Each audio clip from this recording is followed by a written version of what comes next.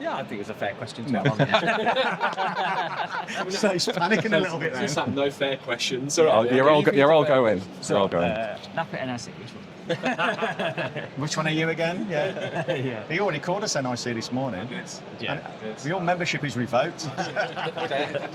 We know your assessor. Yeah. Right, we'll just crack on and have a chat. Wing it. Just wing it as ever.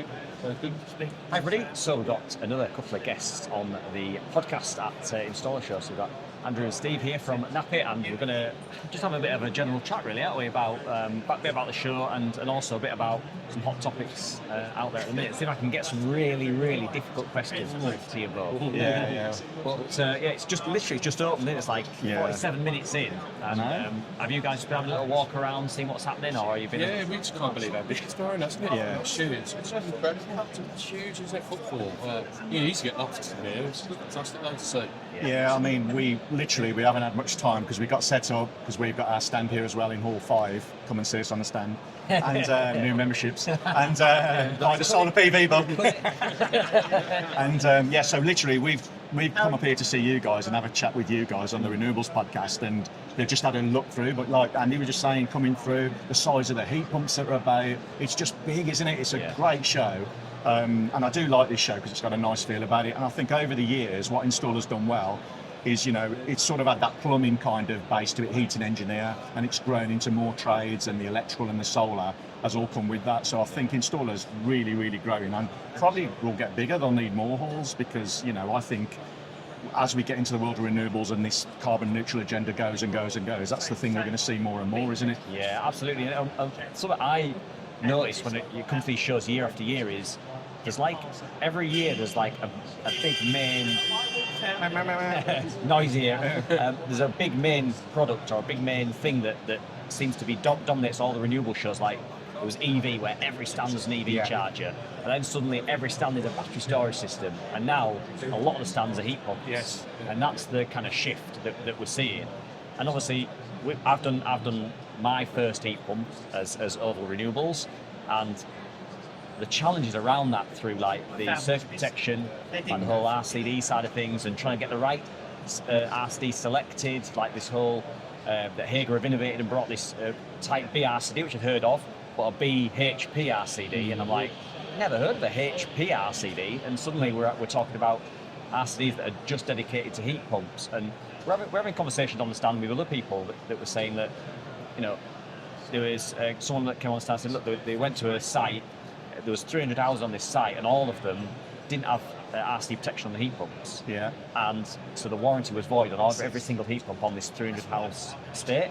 And you kind of like, we need to get this sorted before there's this mass adoption of all this equipment. And so this whole Type B RCD thing with this HP brand or B Plus and all this needs to be sorted out pretty soon, doesn't it? Have you guys seen any kind of conversations around that? Well, funny enough, we have a monthly technical meeting, and one of the things we've done is I brought this to our technical team. So we get like people from training, people from the helpline, all this, anyone that's involved in the technical departments, and that's really hundreds of people if you include the field officers that need to know. So as soon as something comes out like that with this like Type B HP, like you say, from Hager, I spoke to the Hager team, Paul Chaffers and Paul Collins. I've seen them at Elex and at CEF Live, and trying to get out of them, well, what does it do? So I think, and we've worked with the HPA, NIC, EIC and Napit worked together to put together a document for the HPA, and we did a webinar on it for Installershow to try and get some clarity, because the SM671 is quite clear on the selection of RCDs. It still confuses a lot of people in the industry. And now we've got heat pump installers, which are predominantly going to be heating engineers, that are going to be even more confused. So I think we need to have a narrative of like, get something out there in a technical bulletin, and we're going to launch something hopefully in the near future that just states some facts. Now, manufacturers like Hager, and this isn't a dig at Hager by the way, are driving a product, and they're manufacturers, so if they've got an innovative product, that's good for them. So, but it's a Type B. No, they were very clear, it's not a departure. Okay, so the Type B HP is not, it's a Type B, and what Hager have said to me is the enhancement of the way it's built more beeping.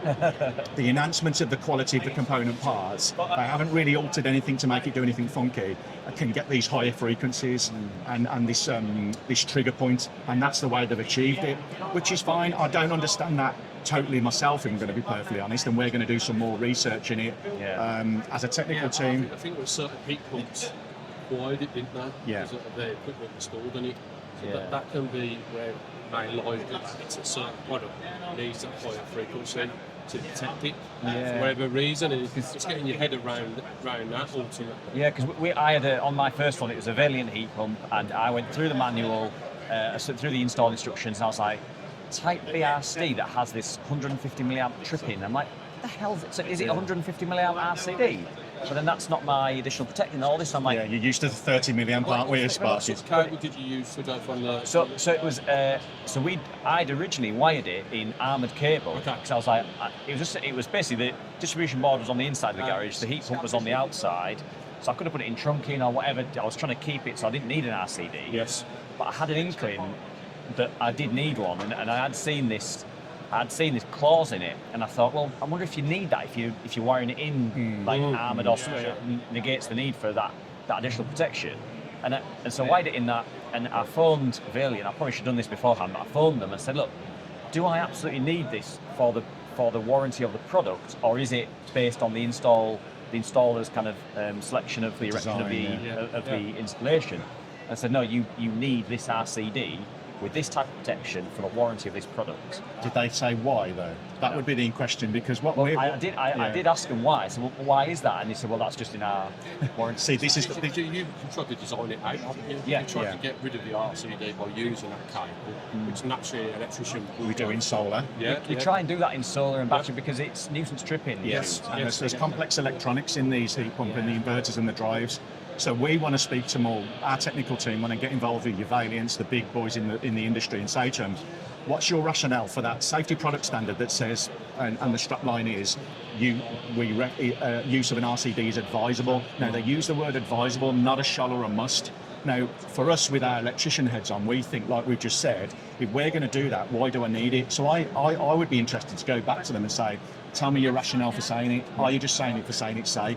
Do you not understand what additional protection is? So your install, coming out of the garage through a wall outside clipped to the isolator of the heat pump, why would you need additional protection? You don't. So are we protecting the equipment, which we do through normal fault protection, and it's not additional protection? So there's some weirdness going on here with global manufacturers' instructions, which are, remember, these things are meant for a global market that might not understand the UK regulations to a certain degree. So I think this carte blanche of installing them is dangerous rhetoric.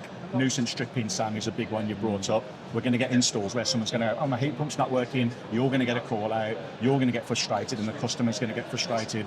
So the product that they brought out, getting back to that one, yes, it's a good idea to manufacture and innovate and drive things, but whether we need it or not, I'm not quite sure, because is that designed for one particular manufacturer, and then another manufacturer says, well, our frequency is this, and we need to design a type B HB plus 1.1, do you know what I mean? Where does it end? The issue that I've got is that obviously if that product needs that type of protection for whatever reason for its own protection internally, that should be built onto that piece of equipment. Yes, because I the issue agree. is, and during this time when we were designing this first heat pump install, and with it being our first one, we were literally going through everything, making sure we had, tried to go to site with everything as prepared as we could do.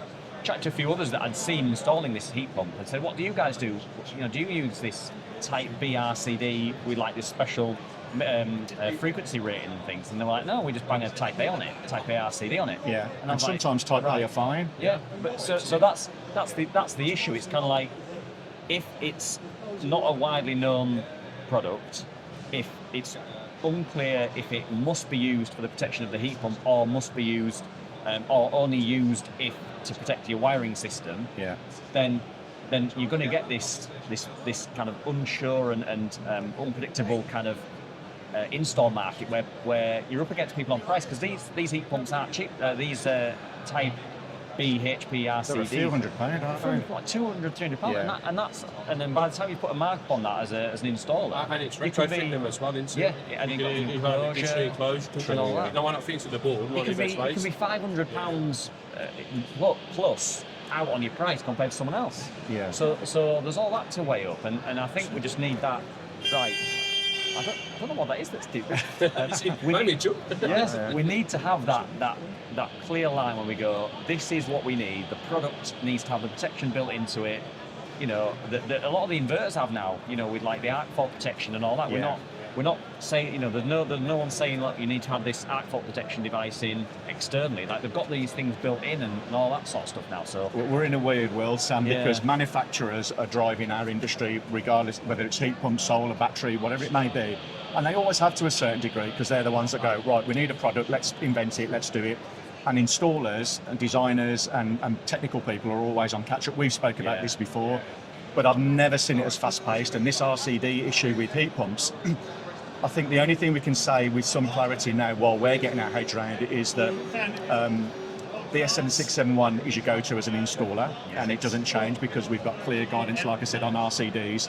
So if you're confident that the heat pump meets those sine waves and those frequencies that and that DC leakage, then you're onto a winner. And a Type A might be fine, a Type F might be fine, a Type B. We know AC is more or less now in the bin. Yeah. So look what the manufacturer's instructions say in conjunction, but be very careful with manufacturing instructions. Like I just said, if you make manufacturing instructions for a global market, that they won't fit all the time. So like I said, if they say RCD, I would do exactly what you did. Tell me why. What am I protecting? Am I protecting the supply cable because I'm in the fabric of the building, less than 50 mil, I get it.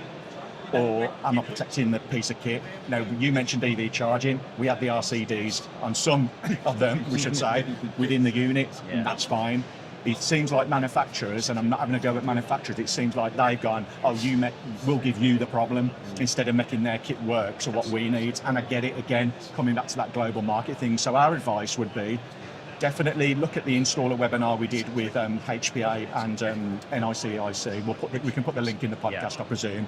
Have a look at that, because we talk very concisely and give you a step-by-step how to choose it as a heat pump installer. Yeah. So remember, it says in accordance with manufacturer's instructions. Don't take them as golden, because sometimes they're nonsense. How many times have we gone to get something from IKEA and we go, don't understand that? that. Publication as well, been produced as well. Yes. I think, is it free download? Yes, free download from the HPA. So that's really useful, and it will explain it to you. So if you're like, look at the manufacturer's instructions, what does it say use? Now remember that standard, I can't remember the name of it, excuse me, but that's a product safety standard. So don't take it as an installer standard. We're mixing the two quite a lot lately, and it's confusing us. Yeah. So I would say, can you design it out? And I would still stick to that if you understand what it's protecting. If not, follow the manufacturer's instructions in accordance with BS7671. And if they give you no information, it might be some spurious make you've never heard of, then you've got to try and fathom out from the data, look at what it does, its frequencies, and then try and work out that's the hardest one to do. Yeah. I mean, you've got those clear steps to try and just get you on an even keel to say, what am I doing? Because you are right, it's going to cause a lot of confusion in the industry. Another bit of advice I would say, a lot of these heat pumps now, you can go on their expert installer courses. I know you're in a busy world, but I recommend that some of these big players go on their course, spend a day with them, and then maybe you can ask the right people the right questions. Yeah. I'm going to put this into the house. I'm going to put this cable from A to B. What do you recommend? Why am I doing this? You might get some more answers, clear cuts. And sorry, Sam, and just one more point that we've got to do as technical bodies and trade associations, that's us, ECA, NICIC, Electrical Safety First. We've got to start inviting these manufacturers into the conversation, because that's the gap that's missing. They're going on their merry way and actually stop and go, this could cause a problem from a BS7671 point of view. We can't alter the wiring regulations for one piece of equipment because we've already got a thick enough book. So we're going to end up with a product standard mixing with an installation standard. So we've got to invite them in and say, look, this is our issues, this is what we've got, and we understand that you're driving this stuff, and we don't want to stop you, but actually you need to realise what the UK regulations and the European standards say. For me, as just an installer and a podcaster that likes chatting about this stuff, we kind of see this stuff of like, if a product's going to be sold in the UK, surely those instructions need to be checked and verified that they are suitable for the UK. I mean, I know to contradict that, I know that isn't the case for solar and battery inverters and all the rest of it. I can imagine. Why not? Why can we allow this sort of stuff to be sold in the UK and just let these companies, not just heat pumps, like say solar inverters, batteries, EV just chargers, throw any old manual into it, that ultimately, if we don't install to the manufacturer's instructions, they can just turn around and go, oh, you know that £8,000 install that you've just done, yeah, we're not warranting that because you didn't put this special weird type of RCD in. And for me, I'm like, well, yes, we need to comply with the regs, but we also need to make sure that ourselves as businesses and our customers are protected, so that if that, the compressor blows on that heat pump, or the inverter fails, or the battery module fails, that those 50 installs you've done over that year suddenly out of jeopardy of you as a company having to fork out to replace that. Because they're not prepared to, Not just because you haven't fitted this one. It's like they've got all the power there, isn't it, really, which is the wrong way around. So that's kind of the judgment call that you're having to make as an installer, is trying to do it to the regs, do it to the manufacturer's instructions, but then when there's a clash there where it's kind of like this little grey area in the middle, which I kind of found myself in a little bit with our first heat pump, through slightly lack of knowledge and it being our first one, I was kind of like, I don't know where I stand here, and I ended up having to spend a lot of money on it's like a B plus or a BHP RCD that had this high frequency tripping, or high frequency, like it was not like blinding or something. I can't 100% remember. Yes. But it was just a bit of a. It's at that 150 kilohertz. Something like that. No, sorry, 20 kilohertz and 150 milliamp. Yeah. And then there was the whole conversation about we're all used to 30 milliamp and we know the human body and the tripping, but they reckon at those higher frequencies it's more resilient. Yeah. So they did show that actually the safety aspect is there. But you've talked about, as you as an installer, us as technical people, we look at, I'm not saying you don't, we look at design safety and all the getting your ducks in a row. No, you do that, but you've got to consider cost. And they're not, like you said, they're not cheap. So if you do a housing estate with all those, and that's a £200-300 for that, and you didn't need it, that's a massive cost. You're going for a tender. Yeah, it's that might be the difference, you winning a job and someone just going on the merry way and doing and I think doing on that point is that us as contractors, we look to Napit, NIC, all the other bodies out there to go, what do you want us to do? Yeah. Because we're trying to run a business, we're trying to do a lot with the manufacturers. We are having conversations. Yeah. That's the point I want to reassure you. Yeah. We are looking into it, we are working with them. We will find an answer. Yeah. I think we're in a bit of an industrial revolution, if you want to call it. It's just so fast. Moving, and everyone's trying to keep up with it. And like I said, the market's getting bigger and bigger because it's an international market. It's not just a British market. No. Well, the government's got absolutely massive targets for heat pumps. They're seeing that as the silver bullet, really, aren't they? They're not investing the same into your bread and butter, which is solar and battery. You've done this a long time, so you've seen that solar coaster. You've seen the solar coaster. But the government seems to be focused on this, on their heat pump, to get so many installed in so many homes.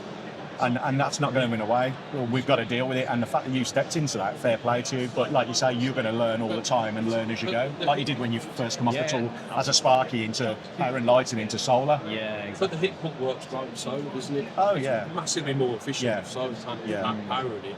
It's going to run. It's pretty clean, pretty cheap. We've a lot of money up front. I do appreciate that. I mean, we've been doing some training with Wolseley, and they started getting all their res centres, their renewable centres, as part of Plum Centre. So what they're doing a massive rollout to get their Plum Centre places ready for heat pumps. But it's trying to convince those installers that are at this show now. It'd be interesting the conversations you have today. How many of those like I always say to electricians when I do a talk, when I'm doing a solar or a battery talk, how many are doing it? A few hands go up. How many are thinking of doing it? A few more. How many are happy with sockets and lights? Loads of hands go up. It's normally the older generation that perhaps winding down that just want to stay as they are. Yeah. But that must be happening in the heat pump world. Massive. We're in a weird world. Like, you would have never dreamed of really going. You got a renewables business, but you're into the plumbing and heating side now, emitter systems, understanding all that. Yeah. You've employed someone to do that. Your first heat pump install, but now we're in a weird world where we've got to speak to plumbers. Yeah. I mean, I believe you was having a few beers with them last night. Yeah, we tried. You didn't get beat up. No, we didn't. There was no rule about it. You actually understand them? Yeah. Translator. No, it is a we'll real. Just see the crossover now we've got. It is, and whilst that is a challenge, that is a unique opportunity because the electrical side obviously is absolutely critical for the solar, the battery side of things, the EV side of things, and even just the controlling people's houses in terms of like heat control and all of that. The smart technologies. All the smart technology, all the integration with the tariffs and everything. The heat pump side of things is then this big powerhouse that we can try and work efficiently with solar and battery, but it's your job as a renewables installer goes well beyond just throwing pipes in, throwing cables in, and that suddenly you are helping them integrate with a new tariff. You're helping them choose a new tariff. You're helping them set schedules within the system to try and make everything work more cleanly. But yet, the industry and the market is tightening on the margins, but yet we're expecting more out of our installers. It's a technology. Yeah. You know, like Steve said, you might change the consumer unit. It's a great little number, isn't it? But you're working with technology, it's smart. It's never, isn't it? It's a different. It's not something you really learn through your apprenticeship, really, is it? No. It's something you learn on the as you go along, isn't it? And you will make mistakes on the way. Yeah. And that's where you learn the most. I like that you brought that up. So, I mean, it is an opportunity, and that integration of the plumbing world and the heating world and the electrical world, and Andy already mentioned solar feeding into your heat pump to make it more efficient. So really, you're getting that free electricity, and the heat pumps are already like so efficient, 200 and 300. With solar, you're probably talking 400% efficient. I mean, compared to an old combi boiler or an old oil system in rural areas, you know, it's a no-brainer. But then we got to look at insulation, we got to look at the emitter system, sizing of the radiators. It's just mind-blowing. But as technical people, we actually embrace it and go, well, let's see what opportunities are there, challenges. I'd love to go on a heat course. I'd love to find out how to size one. Are you a secret plumber? I'd love to. Who's talking to you? I'd like to, because I think it's interesting the calculations, how actually. Yeah, to understand it. I really think it would. I say this delivery we've been doing with Wolseley to try and get more installers on board to meet the government targets and just convince them that it's a good idea. It's been really interesting because we've learnt loads out of it as well. So, you know, me and Andy obviously Sparky's been through the apprenticeships, both of us have had a similar journey. So now we're learning new things, like you as an installer, we're learning new things. So when we're delivering, we've got to be confident that we know what we're talking about. Yes, we haven't necessarily installed one, but we've done all the research, we've linked in with them, and they gave us one of their red centres, the guy there, the design, he was mind-blowing. And I was asking all the stupid questions like I was that apprentice again, going, well, what does this do then? But it was good because I needed to get it in my brain. And I think as installers, we need to see it, don't we? We're feeling touchy, aren't we, about the product? I think the heat pump, they're very similar to the solar. It's not maintenance free. Unit. There's not many parts to it. Once you fit it, net to it, wire into it, it's pretty much, So servicing, that would be a good industry for heating engineers to get into now. Servicing. You imagine all those systems that are already from back in the day. It's not a new thing. They're going to need servicing. That's the same on the solar side of things. You know, now a lot of these feed-in tariff systems that, you know, maybe they're coming to the last 5-10 years of the feed-in tariff, never been looked at. We did it. We had a look at a commercial one, and there was MC4s that had blown apart. So it wasn't even generating. All the MC4s sat in puddles and that, and their insurance company had told them they have to get this inspected or their building is not getting insured. And we're seeing more and more of that now on the solar side of things. And you wonder if that's going to be... They're usually better at that with heating systems and water systems because of like the Legionella side of things. But they've been, like, insurance companies have been quite terrible with that over the years on the solar and the battery side of things, because they kind of like just leave it, it's on the roof out of the way. They don't understand it. It's probably inspecting it as well, you know, so there's no what they're expecting. I think a lot of insurance companies, and we work with a lot of councils around the UK, and we will deliver talks or webinars, bespoke training to them, because the insurance companies, the housing associations, their understanding's not there, and that's not a criticism of them. You don't know. So they're saying, what are the risks of fire on those situations? Like you've talked about MC4s arcing away. Yeah, that's a massive fire risk. Badly installed DC isolators, that's a different conversation we haven't got time for. We've had a good debate over that one over the years. You know, them's badly installed, there's obviously a fire risk there. But I think if those systems are just left, like you say, 15, 20, 30 years old, they do need some maintaining and probably redoing. Like we rewire houses, we should do a complete refit. And look at the technology, you've seen it, Sam. You know, I remember the days of, you know, your 150 watt panels, your 180 watt panels were the norm. And now you walk around shows like this or Solar Storage Live and you go, what? 800? I've seen an 860 at CF Live. I was like, I mean, it's as big as this. It's massive, but it's moving fastly, isn't it? Technology matches on, and obviously the governments have these targets of X amount of installs, heat pump installs, solar installs, all this sort of stuff. But for me, yes, we need those big targets to try and push people to go into it and do good work and all the rest of it. But we also need to make sure it's installed in the right way. Yes. Because that's what we've seen with new build. How many people, if you chat to any tradesperson, that works outside of the new build sector, they almost hate working in new builds because they know that the standard isn't there now. Like, just look at meter boxes and, armours just coming in and all this. And it's So like, poor. so I've had annoying. experience of working on new build. Unfortunately, price driven. Yeah. Every first fix the price, the second fix the price, and then that competitive tender, then that ultimately brings the prices down. Yeah. It's very price driven. It's the only opportunity that we've got as an industry to get that house ready with a good heat pump, a well-installed heat pump, well-installed solar PV and battery storage and EV. Yeah.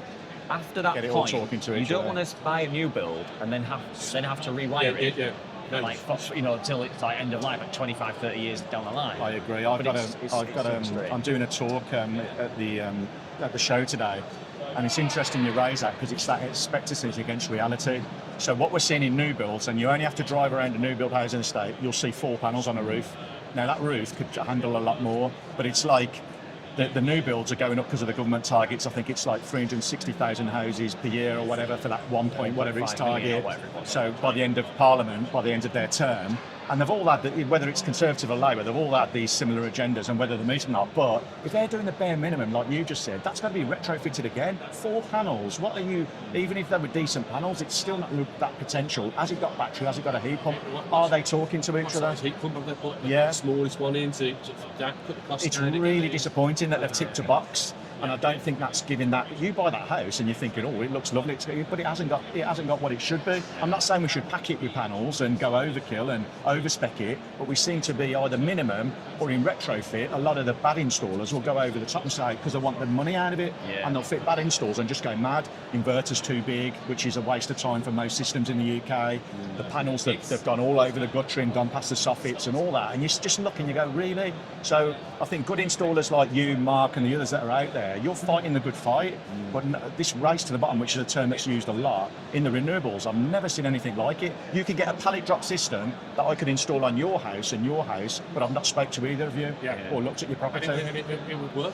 Yeah. At the end of the day, it would work. Whether it works efficiently, correctly, is the difference. Or safely. Yeah. Safely, yeah. Be installed and be And operational. I get quite cross about that, and I'm passionate because we're like, please stop, speak to the customer, do a proper survey, go and see the property. What do they need? Oh, well, I want it for this. Okay, well, a battery storage would be a good option for you. Do you work at home? Yeah, have those conversations, and then you can develop a system for them that works for that family. Or, I'm talking domestic rather than commercial. Are you looking to get an EV car in the future? Yeah.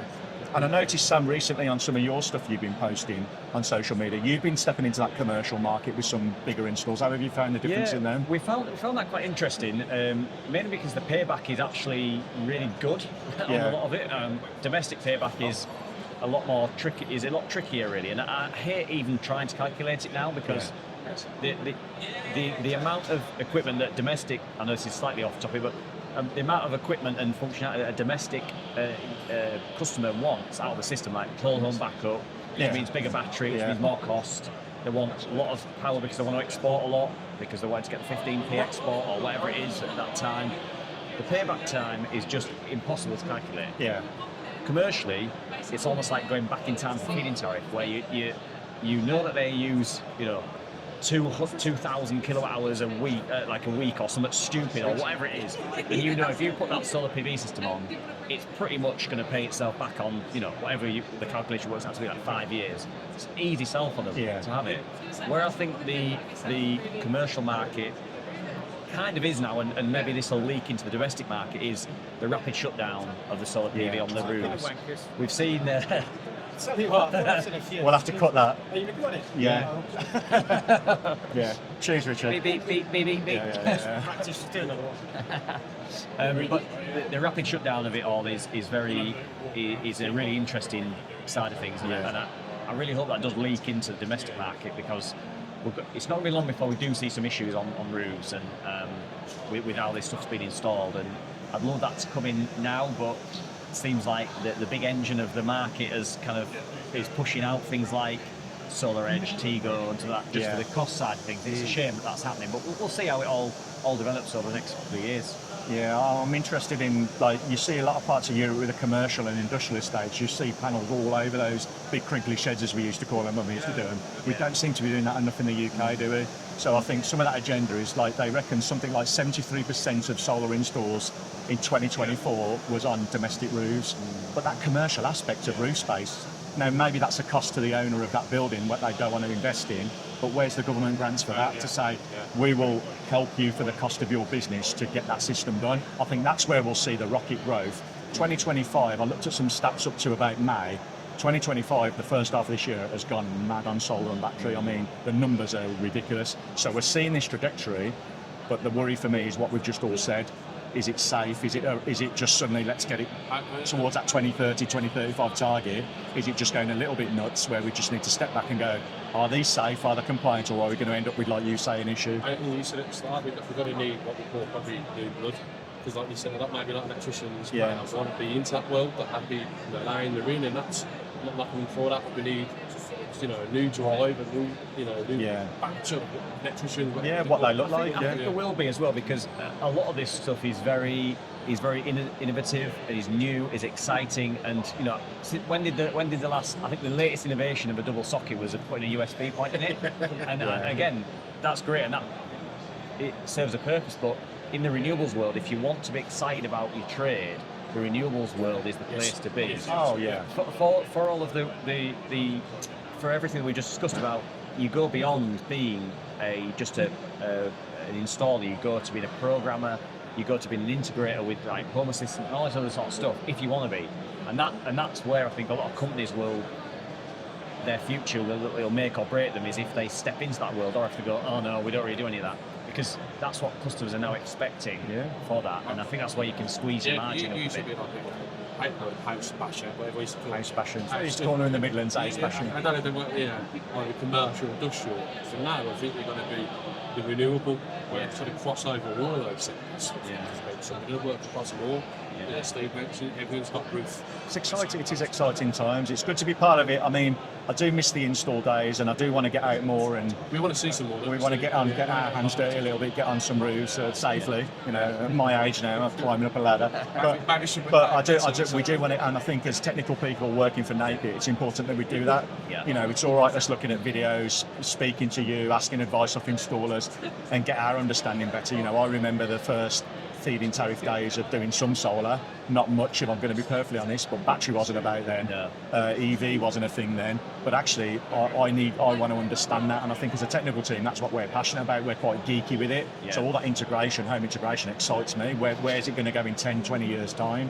We'll be talking about that whole home kind of thing. Smart home would just be mind-blowing. Bi-directional EV charging, there's so much that we could chat to you guys about. Yes, we've probably run over. I really enjoyed it. I really appreciate you giving us so much of your time on what is probably quite a busy show for you guys. It is, so yes. Thanks very much for coming and joining us on this, and I hope you have a good rest of your show. Yeah, cheers, Sam. Okay, so on the hunt again for someone else to chat to. I've just been walking around the Invent section of Installershow, which I can't remember if they provide them for free or a discounted stand, but they just to try and push that innovation and give the people a chance to actually push out new ideas. Because when you think of a new idea, I was very lucky with the PV Ultra side of things that I co-invented with Doncaster Cables, because they had the budget to do it, and they were fantastic. Like, Doncaster Cables are great people. But if you are someone that invents a product, you've probably put your savings, maybe even your life savings, into this product because you believe in it so much. And so suddenly to come to a show which quite rightly charge for people to come and advertise, it's an advertisement thing, and people are coming to it to basically try and get sales. Like, that's a lot of money for a new company to put into something like this. And so giving those companies a platform to start getting some traction in sales and getting the name out there is such a great idea. And probably for shows like Installershow, we're hoping that they come and pay for a real big stand at some point because they supported them. So it's a great idea, and I love going around that sort of the invent part of it, because it does just really give you all the new products that are coming out that one day you might see on a massive stand, and you've got the scoop.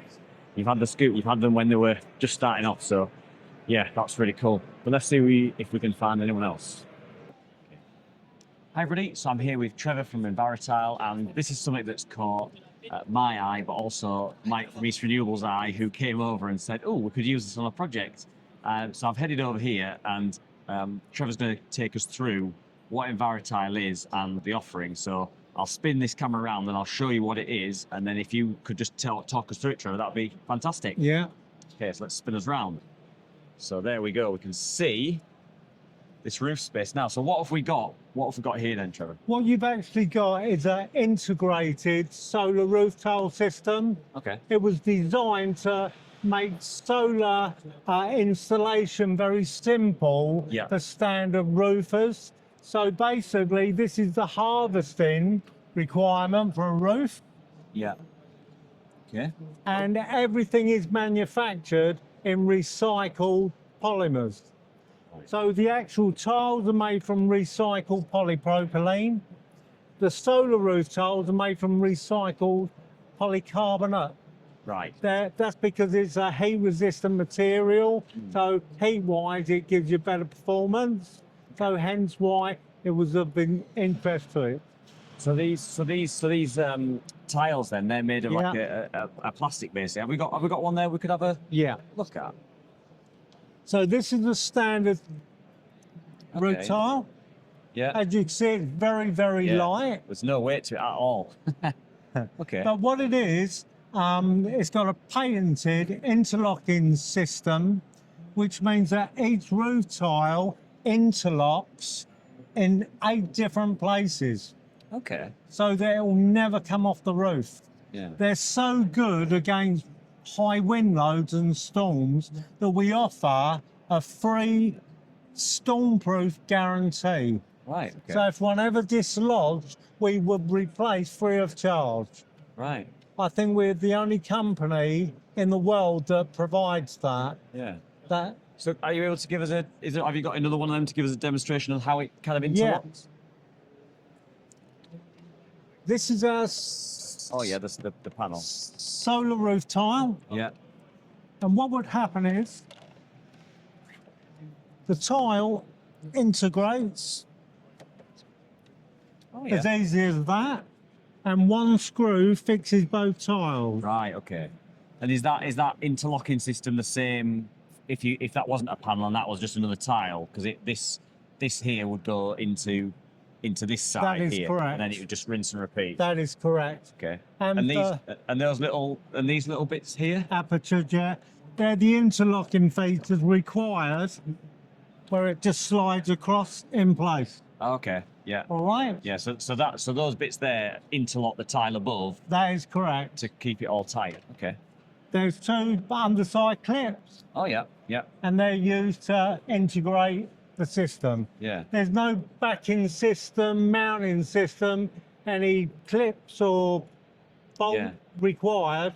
So if a roofer was going to do this system, they basically batten it to the right battening ratio Correct. need for the tiles. It's just that it fixes down with screws rather than a nail. That is correct. But it all interlocks, and there's literally hardly any weight to that roof. So That is correct. roofs that are maybe a bit light on the structural support, this would be like a perfect option. Yeah. And in terms of guarantee, you mentioned that the storm guarantee, but we guarantee 40 years our product, and it comes with a free stormproof guarantee as well as a secondary guarantee. So far, we've supplied millions of roof tiles over the years. We've never had one customer yet claim on one dislodged tile. right, okay, it's good. Jersey was testament to that. Yeah. They had them really bad storms 2 years ago. A pavilion was installed with Envirotile, and it was the only building in that area that wasn't decimated. Wow. I bet So that was a that good was testimonial for you. to the performance capability. And so if anyone watching this or listening to this would like to do this, maybe we've got a project where it is a bit structurally light on being able to carry concrete tiles with an on-roof solar PV system. Yeah. So they got to explore something else. What sort of are there any rules around where you can actually put these solar PV systems? Like, could you put the solar PV right at the bottom of this roof, or do you recommend like a border around it? Yeah, we recommend a border in all cases. The tile for the gable ends to make the interlocking. The capping, yeah. Yeah. So a tile down the left and right hand side, and then what one? And also for the initial fixing there. Oh yeah. Yeah, I see. So these bottom clips actually fit into that bar. That bar there. So yeah, so those clips we just saw are fitting into this bar, and that stops it kicking up. Correct, on the face edge, yeah. Right. Okay. Wow. And we supply all types of buildings, from observatories to supermarkets. Oh yeah, that's an Aldi there, isn't it? Yeah. Yeah. Okay. And to normal domestic new build. Yeah. Or retrofit. Yeah. Wow. That's pretty cool. Do you know what the wattage of those panels are? What the output is? On those? 25 watts per roof tile. Yeah. It's sold for a kilowatt. We supply it. Comes in a pack with 40 roof tiles, requiring a roof area of 6.6 square meters. Right. Okay. So on a domestic house, that'll fit very, very comfortably. Yeah. 3, maybe 4 kilowatts a side, south facing. So but it's the aesthetics that are very pleasing to the eye. And it's also the weight. I think the weight issue is a really big one. Correct. Because obviously, even if you were going to use these tiles, you wouldn't necessarily want to use a different solar PV system, because you've got the whole interlocking side of this, and also you're adding a lot more weight to the roof by trying to put an on-roof system on top of this. Whereas if you're using an in-roof system, as long as you have the space to get to the kilowatt peak of energy that you need, then this would kind of be the perfect solution to have it all interlocked under one warranty and everything else. That is correct. Okay. Also, each tile has been ventilated. You can see there the ventilated features. Oh yeah, so just on the top there. I see, yeah. And that's also at the front as well. Ah yeah, so the wind can go up through there, down the back. So just to keep the tile He full. always rises, so it's a great way So of. it'll come up through the bottom there, and then That out is the top. correct. Oh, that's cool. It's obviously been thought about quite carefully. Yeah. Yeah. That's great. Thanks very much. And you've got different coloured tiles for. There are. These are the 4 colours that we do. Yeah. So there's terracotta, grey, anthracite, black, and brown. Brilliant. That's great. And if anyone's interested in this sort of thing, where would they go to buy this? Do they buy it direct, or do they buy it through a wholesale? Yeah, buy it direct from Green Sustainable Products. Yeah. We're on the easy to find website. Yeah. Or customers, Eurocell. Oh yeah, Eurocell. Yeah. Okay. Fantastic. Thanks very much for that, Trevor. I think that's been a really good overview of the products, and hopefully me and Michael can get it spec'd on this project that we're looking to do. Thanks very much. So I am having a little wander, stretching my legs from being on the stand. So I am a cup of tea, and this is our last day. So I'm trying to find the last few people I want to have a chat to. I've got a couple on my hit list, but it's trying to time it when they're also free. So I've headed over to where they've got this massive building at Installer. So I'll tell you what, I'll show you that now. I'll head over there. But they basically built a house in the middle of Installershow. They've apparently done that in like a couple of days. So you're kind of like, okay, done that in a couple of days. Why has it taken so long to build a house externally? But I'll spin you around and show you this in a minute. I'll get around to the other side. But there's some really interesting stands here, as you may expect. There's some brands here that I'm like, oh yeah, I've heard that brand. I didn't know you did solar. It's maybe the new thing, and everyone's trying to jump on that bandwagon a little bit. But let me show you this. So there we go. So we've got a house. It's all being built, and it's got loads of different elements to it. So let's have a little look. Yes, for anyone listening, we've basically got this timber framed house that's been built that's got brick effect, and everything's got a QR code, so it shows you what that piece of equipment actually is. Got a Solex battery in, got some windows and doors, some insulation, but I think it's there really to showcase all the different things that can go into building these properties, and obviously with an eco theme as well. So there's brick board here for brick slips. It's obviously going into the side of the building to make it look like bricks. I think I'm allowed in here. Anyway, we're in here now, and then we've got the different types of insulation that they can use.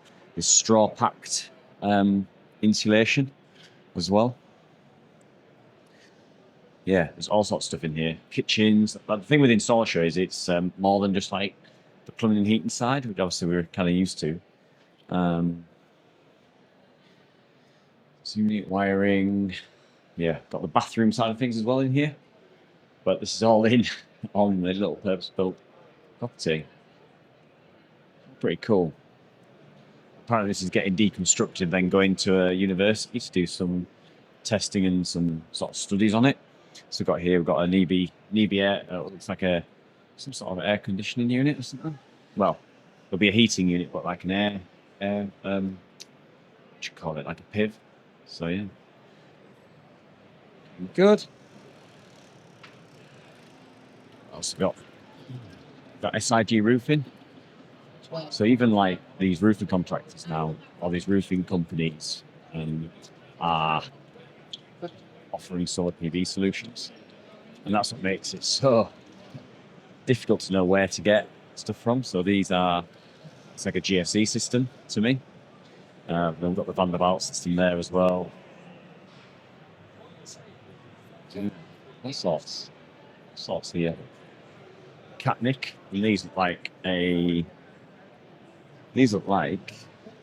so it's a zinc roof, standing seam zinc roof, and that's some solar that's stuck onto it. Like I can't remember what they're called. It'll come back to me. But yeah, let's head over to have a look at this stand. It looks like they are now available.